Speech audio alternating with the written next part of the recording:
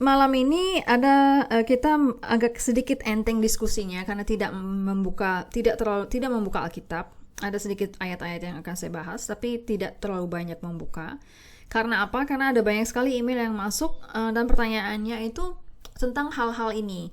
Dan saya mau supaya semua orang Bene Noah yang kebetulan mendapatkan pertanyaan ini nanti dari orang luar, itu bisa menjawab pertanyaan-pertanyaannya. Jadi saya kasih ibaratnya senjata lah untuk menjawab hal ini. Okay? Saya hanya akan membahas, saya kemarin sudah tanya di grup, kira-kira pertanyaan yang paling populer yang ditanyakan itu tentang apa sih? Yaitu tentang yang seputar Yahudi dan Yudaisme. Okay? Jadi ada beberapa pertanyaan yang masuk, saya tambahkan di sini. Selain pertanyaan yang paling umum, yang paling sering disampaikan melalui email saya nggak punya waktu banyak untuk menulis jawaban yang sama itu lagi gitu ya. Jadi saya buatkan video dan saya buatkan supaya semua orang bisa membahas, menjawab sendiri dan membantu untuk meluruskan apa yang selama ini salah dipahami. Okay? Alright, pertanyaan yang pertama yang pernah salah satu yang umum adalah seperti apakah agama Yahudi itu, ya? Misalkan kayak apa yang dipercaya oleh orang Yahudi. Semua orang tahu ya kan, terutama Bene Noah tahu, tapi banyak yang tidak tahu. Pertama, Yahudi itu bukan denominasi agama lain. Saya ceritakan satu hal. Ada suatu saat saya pergi ketemu dengan seorang pejabat gitu pemerintahan. Kemudian dia bertanya saya agamanya apa. Saya terus terang saya bilang saya Yahudi. Terus dia tanya, agamanya itu kitabnya apa ya? Kitab saya itu namanya Taurat, terus kitab para nabi, terus kitab tulisan-tulisan gitu yang disingkat dengan Tanakh. Terus kitabnya misalnya apa? Misalnya Kejadian, kalau di bahasa Indonesia Kejadian, mulai dari Kejadian dan seterusnya saya sebutin sedikit satu-satu beberapa kitab. Dan kemudian dia berpikir begini, berarti ini sama dengan Kristen dong. Beda Pak, beda. Ini beda dengan Kristen. Tapi yang kitabnya sama. Ya kebetulan orang Kristen pakai kitab kami, betul. Tapi sama kan istilahnya? Ya kurang lebih sama lah dengan penerjemahan dan interpretasinya sendiri. Berarti sama dong Kristen, ya bukan Kristen. It's not a denomination. Itu bukan denominasi agama lain. Dan banyak orang yang datang ke channel Etz Chaim berpikir bahwa mereka bisa mencari kebenaran untuk agamanya. Tidak mungkin, karena agama kami bukan agama orang lain gitu loh. Jadi itu bukan denominasi agama lain. Ini separate religion. Ini adalah agama sendiri. Dan yang paling penting adalah kita tahu bahwa agama Yahudi itu berdiri di atas kitab Taurat dan otoritas rabbinik. Apa artinya? Kita percaya kalau misalnya orang Muslim, kitab mereka berdiri di atas kitab Al-Quran ya kan. Kalau orang Kristen berdiri di atas kitab Perjanjian Baru atau Injil dan lain-lain, serta kitabnya yang mereka sebut dengan Perjanjian Lama, yaitu kitabnya orang Yahudi sebenarnya. Okay? Orang Yahudi, kita memegang kitab Taurat. Kalau saya sebut Taurat, orang Yahudi biasanya maksudnya bukan hanya Taurat, tetapi Tanakh itu artinya Taurat juga, kitab para nabi juga, terus kemudian kitab tulisan-tulisan gitu ya, seperti Ratapan, Mazmur, Amsal dan seterusnya. Itu namanya kitab tulisan-tulisan. Nah, orang Yahudi itu berdiri di atas kitab-kitab itu yang disebut dengan Taurat atau Tanakh. Taurat itu artinya pengajaran, jadi sebenarnya mencakup seluruhnya Tanakh juga. Dan otoritas para rabbinik. Nah, jadi semua yang di luar Taurat dan di luar Tanakh itu, misalkan Talmud atau Mishnah atau Gemara atau Zohar atau ini Syarah Gidul, everything yang orang-orang agama lain nggak pernah tahu, itu kita pegang. Ada ratusan, mungkin bahkan ribuan kalau dihitung-hitung secara traktatnya gitu. Ada banyak sekali. Nah, banyak orang agama lain yang berpikir bahwa mereka itu kan percaya para rabi lah, segini lah, itu kan percaya pada manusia dan semua. Terus terang aja ya, mereka nggak ngerti bahwa otoritas rabinik itu mereka pikir kita ini percaya rabi-rabi yang kayak rabi-rabi kecil kayak Tobias Singer lah, Michael Skolbeck lah, rabi-rabi yang mereka bisa lihat di TV-TV atau di YouTube gitu. No, it's not what it is gitu. Kalau kita bilang otoritas rabinik, semua otoritas itu dimulai dari Musa. Musa itu rabi. Di dalam kitab perjanjian lama, di dalam kitab Taurat atau Tanakh-nya Yahudi, Musa itu tidak pernah disebut, nggak ada tulisan rabi. Tapi orang yang pada sehari-harinya pada saat itu mereka pasti akan sebut rabi. Rabi artinya apa? Orang yang besar. Okay? Salah satu contoh ya otoritas rabinik adalah ketika Syabat. Ya, waktu Syabat hari Jumat malam, semua orang Yahudi itu di dunia, terutama yang observe ya, yang taat, apa yang dia lakukan? Mereka itu menyalakan lilin. Misalkan saya kasih tahu ya, misalkan otoritas rabinik itu misalnya pada hari Syabat. Pada hari Syabat, semua orang pada Jumat malam itu, semua orang Yahudi menyalakan lilin. Ya, menyalakan lilin dan mengucapkan berkat. Itu caranya untuk menguduskan hari Syabat. Okay? Ada nggak itu di dalam Torah? Nggak ada. Itu ajaran para rabi, kita bilangnya begitu, dalam tanda petik ajaran para rabi gitu loh. Kenapa siapa yang memulainya pertama kali gitu? Siapa yang memulainya? Orang berpikir para rabi itu cuma orang-orang kecil-kecil gitu, kayak rabi ini, rabi. No, you know what? Tahu nggak siapa yang menciptakan menyalakan lilin di pada Syabat itu? Yaitu Salomo gitu. Kita memanggil dia rabi. Kenapa? Karena rabi itu artinya somebody who's big, the big one, the great one, seseorang yang besar gitu loh. Orang besar yang kita, karena dari kata Rav ya, Rav itu artinya apa? Rav itu artinya besar. Bahkan dalam bahasa Ibrani kalau kita memanggil orang rabi di Israel, kita nggak bilang rabi, enggak, kita nggak bilang begitu. Kita bilang Harav, the great one gitu. Harav artinya the great one. Misalnya kalau saya dengan bos saya, misalnya Yehuda Glick, saya panggil dia dalam bahasa Ibrani, saya nggak bilang Rabi Yehuda, enggak, saya bilangnya Harav Yehuda gitu. Harav Glick. Cara memanggil di dalam bahasa Ibrani untuk seorang rabi itu bukan rabi itu bahasa Inggris gitu loh, tapi sebenarnya Harav artinya the great one atau ya the great one, seseorang yang besar gitu.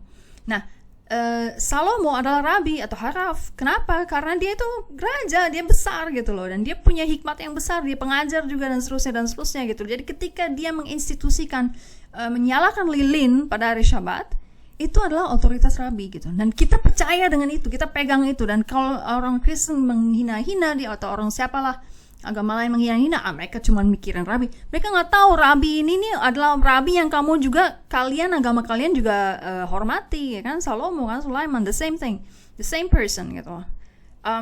Banyak hal yang seperti itu. Misalkan lagi ada banyak otoritas rabinik. Misalnya, salah satunya di dalam sesudah berdoa pada hari Jumat atau setiap hari sesudah berdoa, doa penutupnya, doa terakhir, yang paling terakhir adalah doa yang disebut dengan Aleinu. Ya, Aleinu itu sebuah tradisi. Kalau jadi setiap kali berdoa yang didoain adalah Aleinu. Yang belakangan Aleinu dan seterusnya ya. Nah, siapa yang menulis Aleinu itu gitu loh? Siapa yang menginstitusikan? Apakah ada di Alkitab, di Torah gitu dikatakan bahwa benar nggak sih nih, di mana sih ada kata-kata bahwa kalau misalnya sesudah doa harus ditutup dengan Aleinu? Mana sih itu peraturannya? Itu otoritas rabi. Siapa rabi yang dimaksud di sini? Bukan rabi-rabi kecil-kecil yang kalian bisa nonton di YouTube, enggak. Yosef Mizrahi lah, tapi rabi yang menuliskan atau menginstitusikan atau memberikan peraturan bahwa ini harus dibaca sesudah untuk menutup doa Aleinu itu, yaitu Joshua bin Nun, penggantinya Musa. Jadi kalau kita bilang otoritas para rabi berdiri di atas kitab Taurat dan otoritas rabinik, ini bukan rabi-rabi kecil-kecil yang kalian pikir ada di zaman sekarang itu mungkin 100 tahun yang lalu, 200 tahun. No, ini rabi-rabi dari sejak ribuan tahun lagi, sejak agama ini berdiri. Oke, itu yang disebut dengan otoritas rabinik. Jadi ada juga yang bilang begini bahwa ada kanonisasi perjanjian tanah yang berbeda dari yang sekarang. Yang mana yang benar? Terus saya katakan begini, yang kita pegang adalah hanyalah kanonisasi dari para rabi kami. Dan kalau saya bilang para rabi kami, jangan berpikir itu rabi-rabi kecil. Ini berbicara tentang Mordekhai yang ada dalam Esther.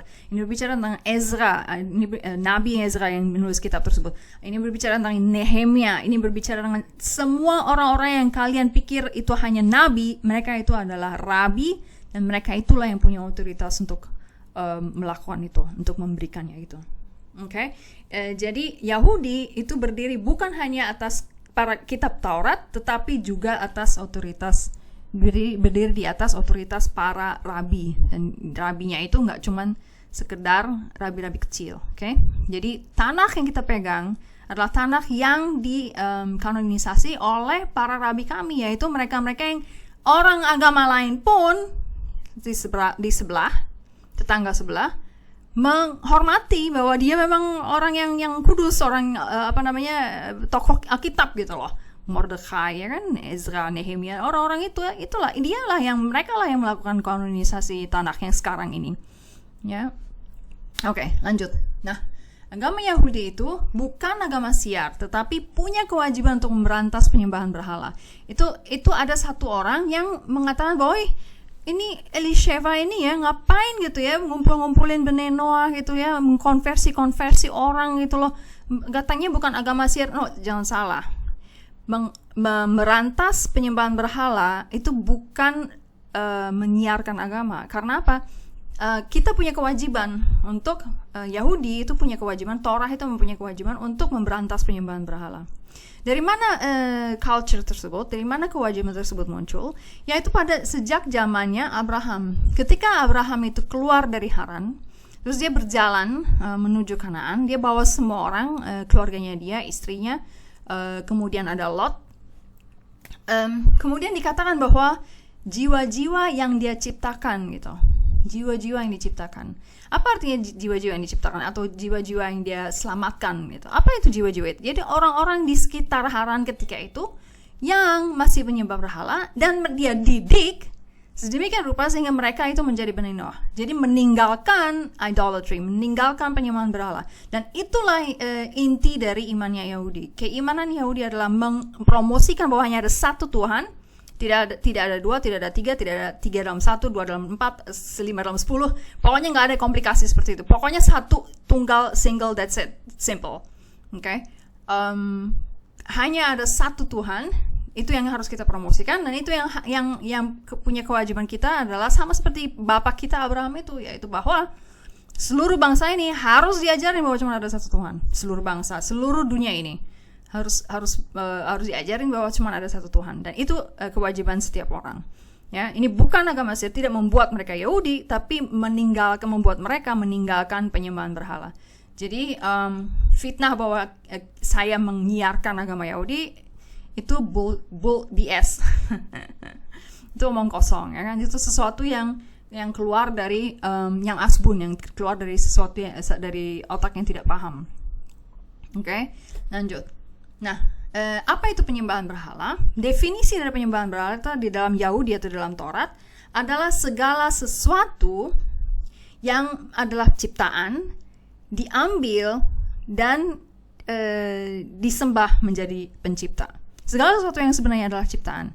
Apakah misalnya patung kah, atau perak kah, atau emas kah, atau manusia kah? Segala sesuatu yang adalah ciptaan, ketika kita mengambilnya dan menyembahnya menjadi pencipta, itu adalah penyembahan berhala. Dan itu yang kita berantas. Jadi kita pikirkan masing-masing lah. Apa aja berdasarkan definisi ini? Apa aja sebenarnya?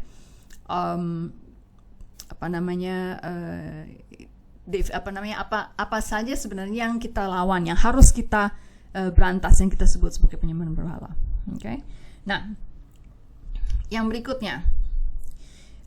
Waktu itu ada pertanyaan dari Pak Odi mengenai nama Yahudi.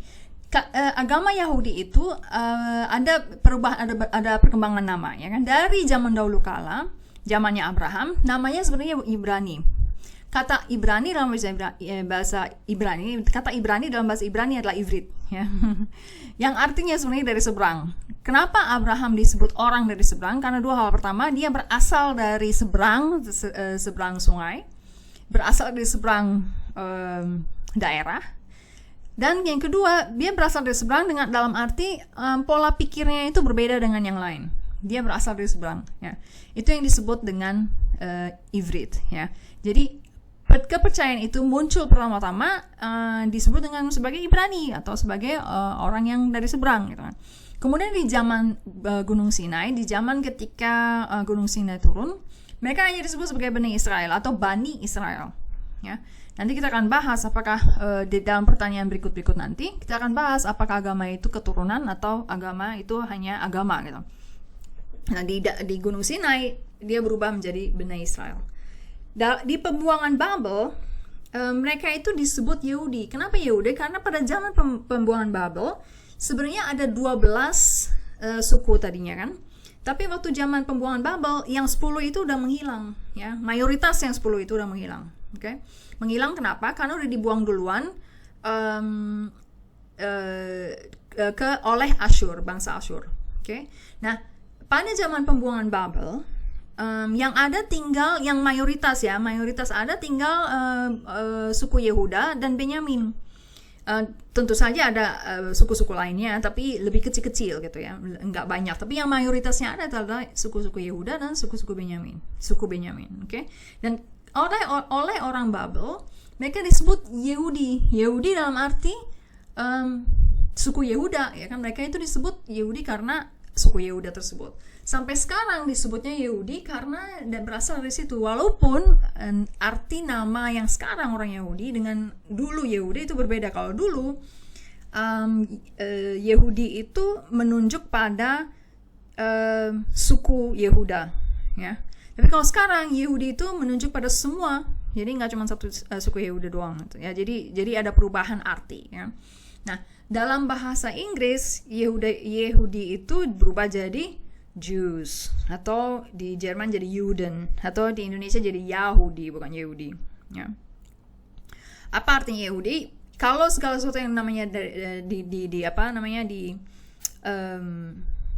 diakhiri dengan i, itu artinya dari ini tempat ini. Misalnya misalnya Soleimani, ya kan? Apa artinya Soleimani? Ada banyak banyak keluarga di Israel itu yang berasal dari Yahudi Iran. Mereka ada yang nama belakangnya Soleimani. Apa artinya Soleimani? Artinya adalah mereka yang berasal dari Sulaiman. Atau misalnya apa ya? Sharoni misalnya. Apa artinya Sharoni? Sharoni artinya dia yang berasal dari Sharon. Yehudi berarti apa artinya? Dia yang berasal dari Yehuda, ya. Yehuda dalam arti sukunya, gitu. Sukunya atau daerah tempat tinggal sukunya tersebut. Nah, sampai sekarang di dalam bahasa Ibrani mereka disebut Yehudi, dalam bahasa Inggris disebutnya Jews, di dalam bahasa Indonesia disebutnya Yahudi, dan di dalam bahasa Jerman Juden dan seterusnya. Ini perubahan sejak pembuangan Babel. Perubahan kemudian di penjajahan Roma pada zaman Yerusalem itu dan Israel itu dijajah oleh Roma, mereka disebut dengan Farisi, ya. Farisi artinya adalah the separate ones, artinya mereka yang memisahkan diri. Kenapa memisahkan diri? Karena pada zaman, ya sampai sekarang mereka dimanapun kita pergi, komunitas Yahudi itu di negara-negara manapun mereka selalu memisahkan diri. Tempat komunitas mereka tinggalnya selalu bersama-sama di satu pojok di kota mana gitu lah. Misalnya di Sydney, dia adanya di Bondi, ya kan? Di Singapura sih nggak ada ya, nggak terlalu banyak komunitas. Di Sydney, ya. Terus di Melbourne adanya di East St Kilda.